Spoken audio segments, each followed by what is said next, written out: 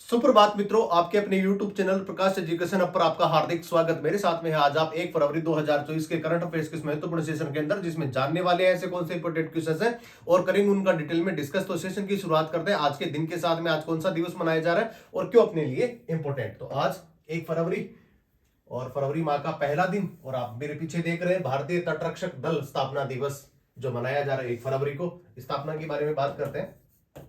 भारतीय तटरक्षक दल की जो स्थापना होती है वो होती है 1 फरवरी 1977 को, और वर्तमान में आज भारतीय तटरक्षक दल मना रहा है अपना 48वां स्थापना दिवस।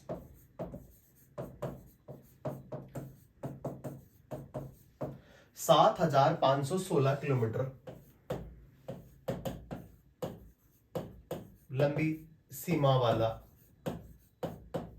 भारतीय तट है, उसकी रक्षा करने का कार्य करता है वो भारतीय तटरक्षक दल करता है।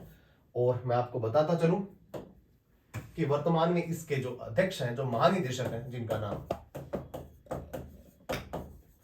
राकेश पाल, ये महानिदेशक है। और अगर इसकी संख्या की बात करें कि इसके अंदर कितने कार्मिक अभी वर्तमान में काम कर रहे हैं, तो लगभग 5,500 कार्मिक इसके अंदर कार्य कर रहे हैं। और 7,516 किलोमीटर की समुद्री जो सीमा रेखा है उसके अंदर भारतीय तटरक्षक दल समुद्री चुनौतियों,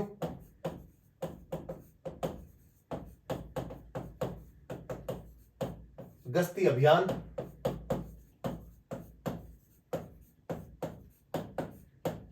इसके साथ में सीमा पार पे जो समुद्री रास्ते के माध्यम से जो तस्करी होती है उसको भी रोकने का कार्य करता है वो भारतीय तटरक्षक दल करता है। स्थापना के बारे में आप देख रहे हैं कि 1 फरवरी 1977 को इसकी स्थापना हो जाती है। वैसे देखा जाए तो 18 अगस्त 1978 को भारतीय संसद अधिनियम के तहत इसकी स्थापना कर दी जाती है। लेकिन इसने जो शुरुआती दो तौर पे देखा जाए तो 1 फरवरी 1977 को इसका स्थापना दिवस मनाया जा रहा है। तो चलिए सेशन की शुरुआत करते हैं और जानते हैं आज के दिवस का पहला प्रश्न। आप देख रहे हैं कि ट्रांसपेरेंसी इंटरनेशनल टीआई द्वारा जारी भ्रष्टाचार धारणा सूचकांक 2023 में भारत का कौन सा स्थान रहा।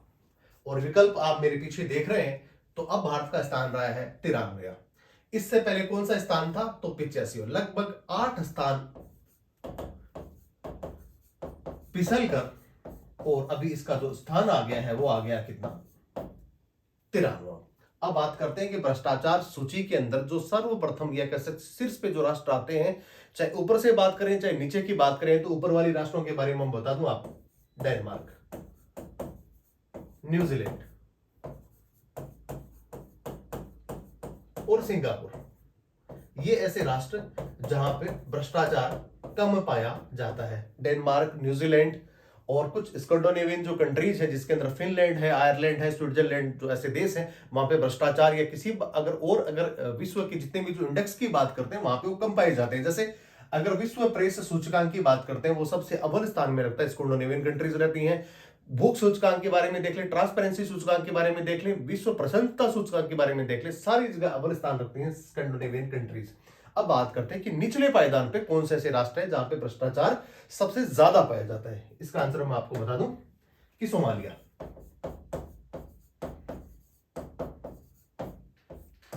उत्तरी कोरिया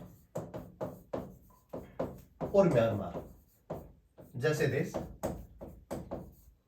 जहां पे भ्रष्टाचार सबसे ज्यादा पाया जाता है। तो आप देख रहे हैं कि ट्रांसपेरेंसी इंटरनेशनल टीआई द्वारा जारी भ्रष्टाचार धारणा सूचकांक 2023 में भारत का कौन सा स्थान है। पहले जो स्थान था वो तो 85वां, और अभी 8 स्थान पिछल करके और कितने पे आ गया है, वो आ गया 93। तो 8 स्थानों का हुआ है भारत को नुकसान। इसके बारे में कुछ अन्य इंपॉर्टेंट फैक्ट्स है, उनको भी जान लेते हैं। पिछली बार था 85वां और अभी 8 स्थान फिसल करके और आ गया है कौन से, 93वें स्थान पे पिछली बार। अब बात करते हैं इसके अंदर 180 देशों और उनके क्षेत्रों की रैंकिंग को जारी किया गया, जिसके अंदर सर्वप्रथम जो शीर्ष स्थान वाले जो राष्ट्र है, जिनका मैं आपको ऑलरेडी पहले से बता चुका हूं, जहां पे डेनमार्क है, सिंगापुर है और न्यूजीलैंड जैसे देश शीर्ष पे हैं, जबकि सबसे ज्यादा जो भ्रष्टाचार है वो सोमालिया, उत्तरी कोरिया और म्यांमार। अब भारत के संदर्भ में बात कर लेते हैं कि ऐसे कौन कौन से जो इंडेक्स थे जो 2023 के हिसाब से भारत के लिहाज से काफी महत्वपूर्ण रहे। वर्ल्ड हैप्पीनेस इंडेक्स 126वां, ग्लोबल इंडेक्स की अगर बात करते हैं, ग्लोबल हंगर इंडेक्स के बारे में बात करते हैं 127वां। और ये सवाल काफी प्रतियोगी परीक्षाओं के अंदर बार बार पूछा गया है कि वर्ल्ड प्रेस फ्रीडम इंडेक्स के अंदर भारत का कौन सा स्थान है, 161वां। एचडीआई भी सवाल बार बार पूछा जाता है, जहां पे भारत का स्थान है 132वां। पासपोर्ट रैंकिंग में 80वां, और वर्ल्ड एयर क्वालिटी इंडेक्स के अंदर 8वां, और ग्लोबल पेंशन इंडेक्स के अंदर भारत का स्थान है 45वां। पहले 48वां स्थान हुआ करता था, लेकिन 3 स्थान का इसने किया सुधार, और अभी है वो कितने पे, 45वां। तो आपने इस प्रश्न के माध्यम से आप जाना कि करप्शंस परसेप्शन इंडेक्स 2023 के अंदर भारत का कौन सा स्थान रहा। चलिए जानते अगला प्रश्न, प्रश्न संख्या 2। हाल ही में ट्राई के अध्यक्ष के रूप में किसे चुना गया है? ट्राई क्या है? Telecom regulatory authority of India. 1997 में इसकी स्थापना होती है, और इसका क्या, भारतीय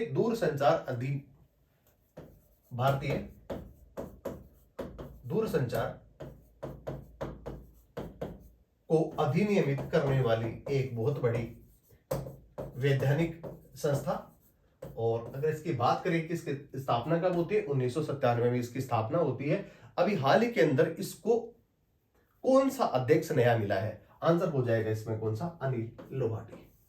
अनिल लाहोटी जो है, इससे पहले वो रेलवे बोर्ड के वो अध्यक्ष थे, और उसके बाद अभी वो यहाँ पे अध्यक्ष के रूप में उनको चुना गया है। अब बात करते हैं इनके अलावा कौन कौन सदस्य इसके अंदर काम करते हैं। तो एक अध्यक्ष होता है, एक अध्यक्ष, 2 पूर्णकालिक सदस्य, और 2 ही होते हैं इसके अंदर अंशकालिक सदस्य। और अभी वर्तमान में अनिल लाहोटी को वहां पर अध्यक्ष बनाया गया है। अब बात करते हैं कि ये काम क्या करता है। जितने भी प्रकार के संचार प्रदान करने वाली कंपनीज, चाहे सार्वजनिक क्षेत्र की हो चाहे प्राइवेट हो, उनको रेगुलेट करने का कार्य कौन करती है? वो ट्राई करती है। तो इसका जो आंसर होने वाला है वो होने वाला है अनिल लाहोटी। स्थापना इसकी 1997 में, एक वैधानिक निकाय। और अब बात करते हैं किसके कार्यकाल की। तो इनका जो कार्यकाल होता है वो होता है 3 साल, 3 साल अथवा 65 वर्ष, दोनों में से कोई भी अगर पूरा हो जाए तो वही उसका कार्यकाल समाप्त हो जाता है। अब देख लेते हैं इसके कार्यों के बारे में। तो कार्य और इसकी जो शक्तियां हैं वो कौन कौन सी हैं। सूचना प्रस्तुत करने का आदेश, किसी भी कंपनी को, जितनी भी प्रकार की जो टेलीकॉम कंपनी है उनको कह सकते हैं कि आप हमें इंफॉर्मेशन प्रोवाइड कराएंगे, ये हो गया। जांच के लिए नियुक्तियां, किसी कंपनी ने किसी प्रकार का कोई, अगर कह सकते हैं कि इलीगल एक्टिविटीज में शामिल रही हो, या फिर जो दिशा निर्देश है उनको नहीं माना हो, तब भी आप उनको वहां पे नियुक्त कर सकते हैं जांच एजेंसी के लिए। निरीक्षण के लिए यहाँ पे आदेश दे सकते हैं, और सेवा प्रदाताओं को निर्देश जारी प्रदान करना, ये कार्य कौन करता है? ये ट्राई के ही कार्य है। तो आपने देखा कि अनिल लाहोटी को वर्तमान में इसका अध्यक्ष बनाया गया। इससे पहले वो रेलवे बोर्ड के अध्यक्ष हुआ करते थे। Telecom regulatory authority of India, try, एक वैधानिक संस्था। 20 फरवरी 1997 में इसकी स्थापना हो जाती है। और सारे जो अध्यक्ष और पूर्णकालिक सदस्यों के बारे में ऑलरेडी मैं आपको पहले से बता चुका हूं। चलिए जानते हैं अगला प्रश्न, प्रश्न संख्या 3। हाल ही में उत्तर प्रदेश सरकार के द्वारा कहां पहली बार जल मेट्रो सेवा की शुरुआत करी गई? आंसर इसका हो जाएगा कौन सा? अयोध्या धाम। इसको पहले फैजाबाद के नाम से जाना जाता था, हम सब लोगों को सर्वविदित।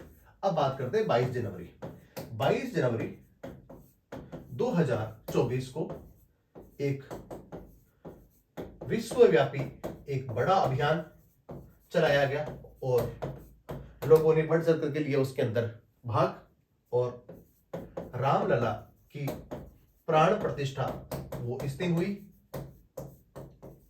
भारतीयों के लिए बड़े गौरव का वो दिन, और विश्व के तमाम देश जहां पे भारतीय राजनयिक वहां पे जो रहते हैं, वहां पे भी इसको दिवाली की तरह मनाया गया। बात करते हैं स्क्वायर टाइम्स की। स्क्वायर टाइम्स एक सार्वजनिक स्थान जो अमेरिका, वहां पर भी इसका लाइव प्रसारण देखा गया।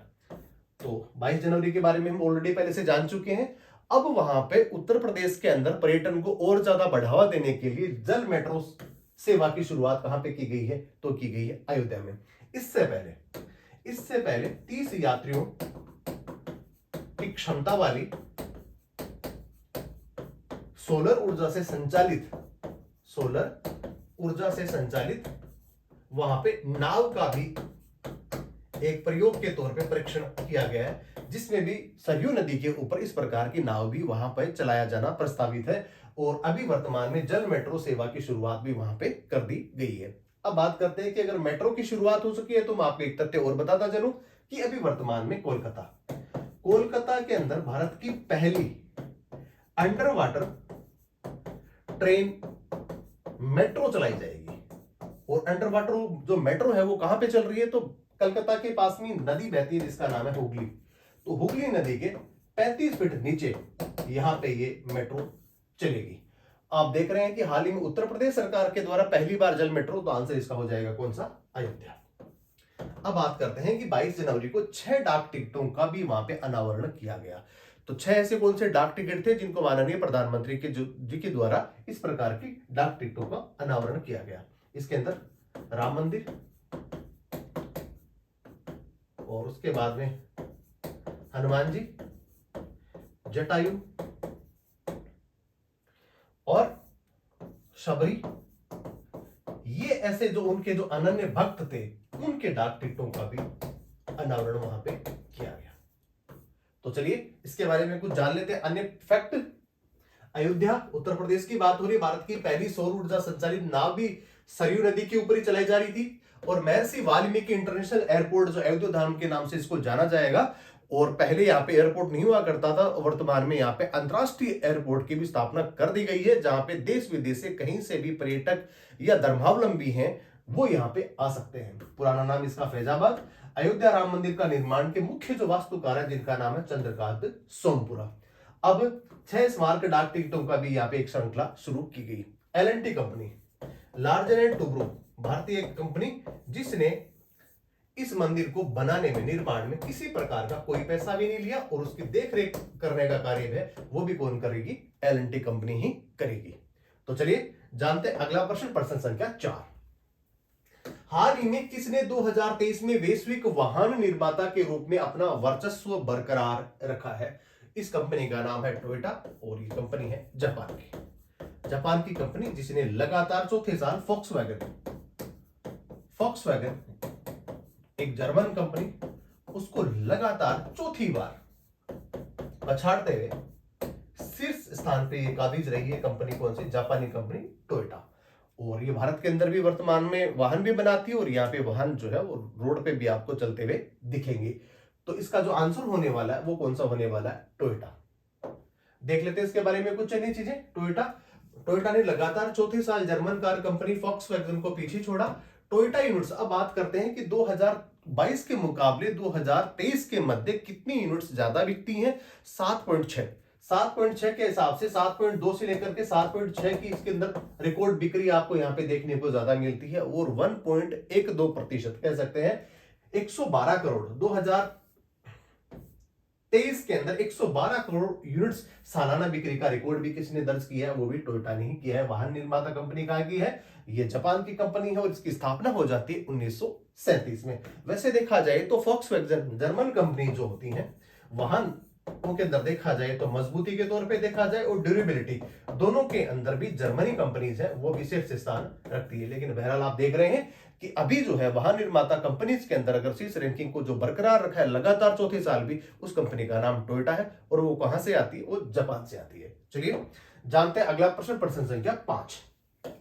हाल ही में गेल ने किस देश के साथ में 10 वर्षीय LNG समझौता किया है? इसका जो आंसर होने वाला है वो होने वाला है UAE, यूनाइटेड अरब अमीरात। राजधानी इसकी अबू धाबी, और दुबई भी वहां का एक बहुत बड़ा महानगर।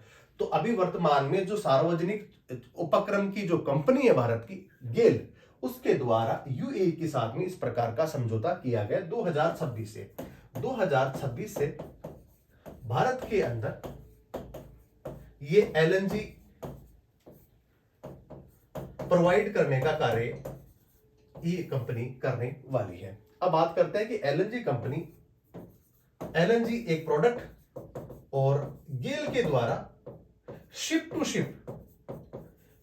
शिप ट्रांसफर करने का कार्य, एलएनजी को करने का कार्य भी वो किसने किया था? वो भी गेल कंपनी ने किया था। और अमेरिका के साथ में इस प्रकार का एक समझौता हुआ था जिसमें भारत की पहली ऐसी कंपनी बनी जो विश्व में ऐसी कंपनी किसी और ने इस प्रकार का कोई कार्यवाही नहीं करी थी। जिस प्रकार एयर के अंदर, विमानों के अंदर ईंधन भरने का कार्य एक दूसरे विमान के द्वारा एयर में ही कर लिया जाता है, उसी प्रकार जल के अंदर भी इस प्रकार का फ्यूल ट्रांसफर जो होता है उसको करने का कार्य किसने किया था? गेल ने किया था।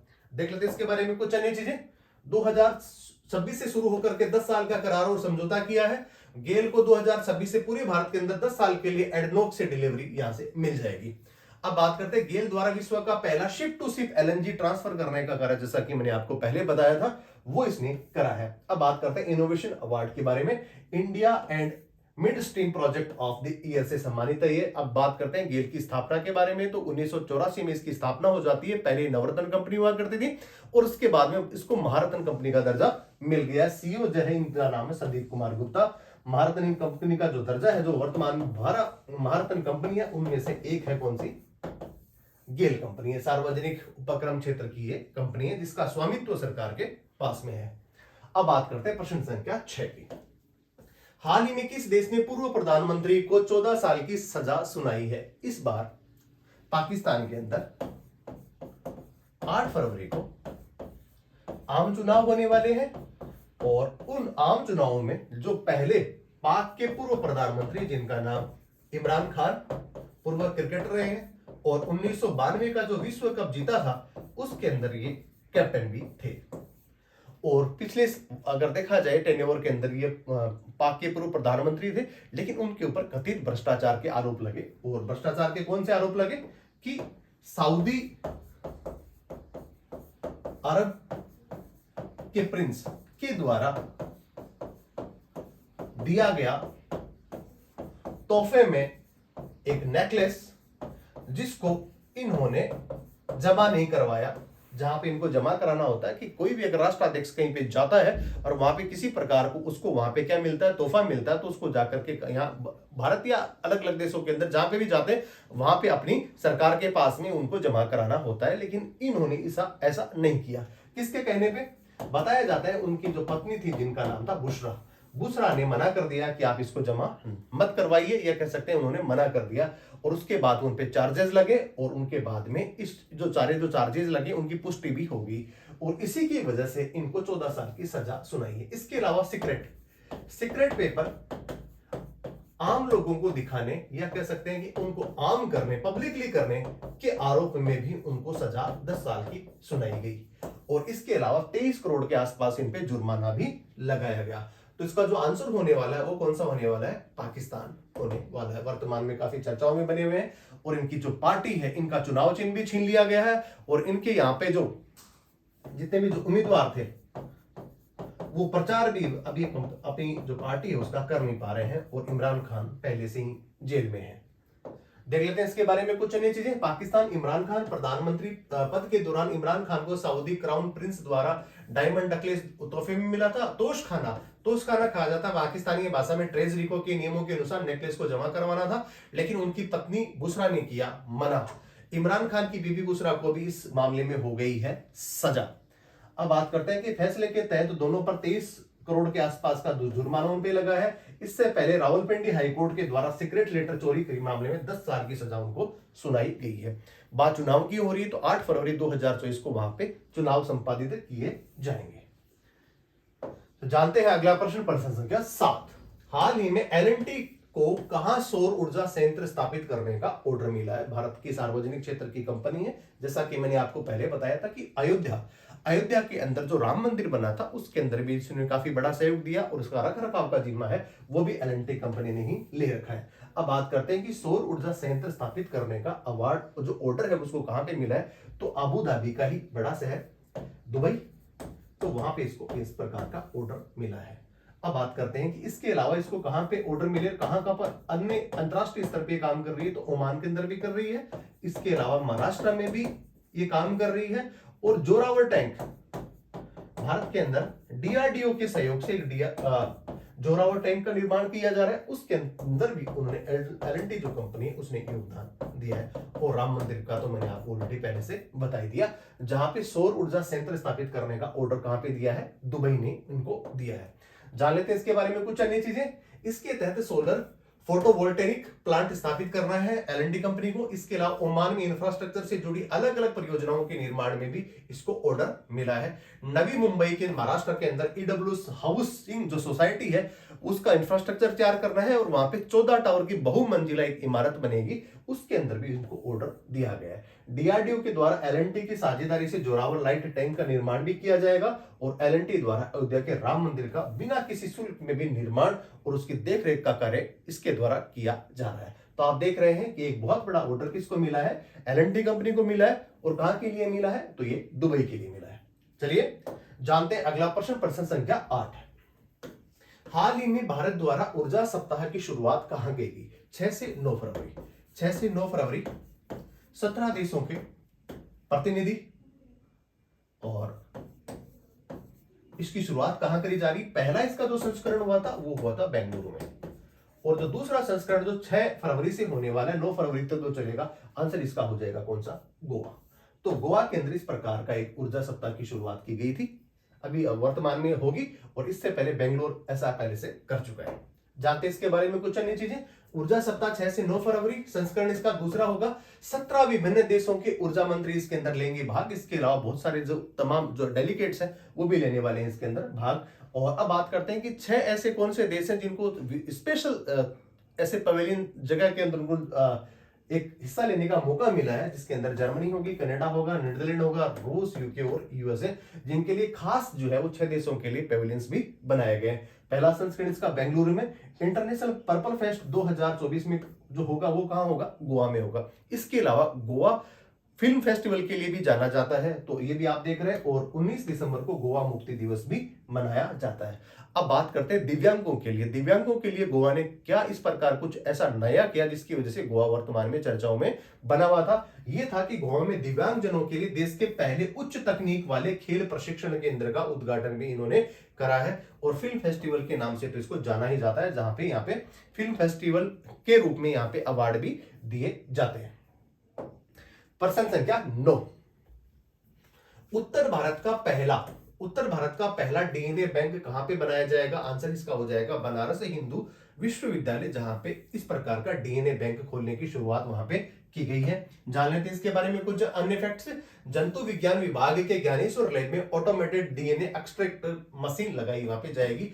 ऑटोमेटेड डीएनए जो मशीन होगी, इसमें किसी भी जैविक सामग्री यथा खून, लार, बाल या फिर से टिश्यू से डीएनए निकाला जा सकता है। एक बार में करीब 32 नमूने से 30 मिनट के अंदर डीएनए अलग करने की क्षमता वाला इस प्रकार का एक लेबोरेटरी यहाँ पे बनाया गया है। मेक इन इंडिया के तहत पूर्ण रूप से इसका स्वदेशी ही है।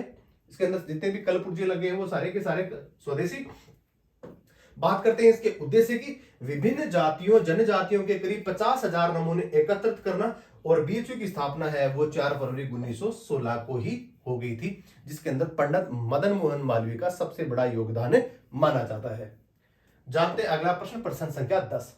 हाल ही में मैडम तुसाद में किसकी मोम की जो मूर्ति है उसका अनावरण किया गया है? योग गुरु बाबा रामदेव, जिनको योग करते उनकी जो आकृति जो मुद्रा बनती है उस मुद्रा में इनकी वैक्स प्रतिमा जो है उनको वहां पे लगाया गया है। इससे पहले 12 हस्तियां ऑलरेडी पहले से वहां पे विद्यमान है जो भारतीय हैं। इसमें अमिताभ बच्चन है, सलमान खान है, शाहरुख खान है, प्रियंका चोपड़ा है और इंदिरा गांधी जैसे भारत की जो महान शख्सियत है वो ऑलरेडी इसके अंदर है शामिल।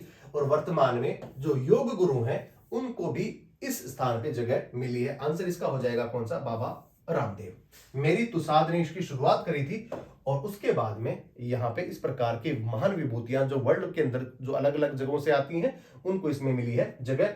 योग गुरु बाबा रामदेव मैडम तुसाद में मोम की प्रतिमा का अनावरण किया गया। इससे पहले इंदिरा गांधी, सलमान खान, शाहरुख खान, प्रियंका चोपड़ा इत्यादि के ऑलरेडी पहले से वहां पे हैं।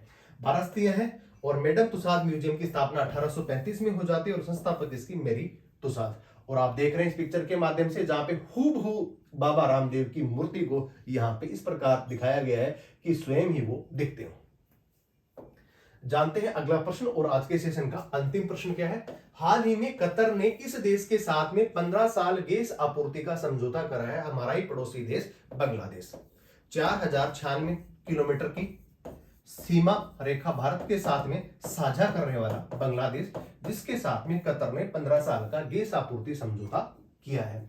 अब भारत के संदर्भ में देखें तो भारत बोंगो सागर तथा समुद्री दो एक्सरसाइज भारत बांग्लादेश के साथ में कंडक्ट करता है, और विश्व की सबसे लंबे समय तक लोकतांत्रिक शासिका के रूप में वर्तमान में जो चर्चाओं में बनी हुई है, और उनका नाम है शेख हसीना, और ये बांग्लादेश की प्रधानमंत्री जो हाल ही में पुनर्नियुक्त इनको किया गया है।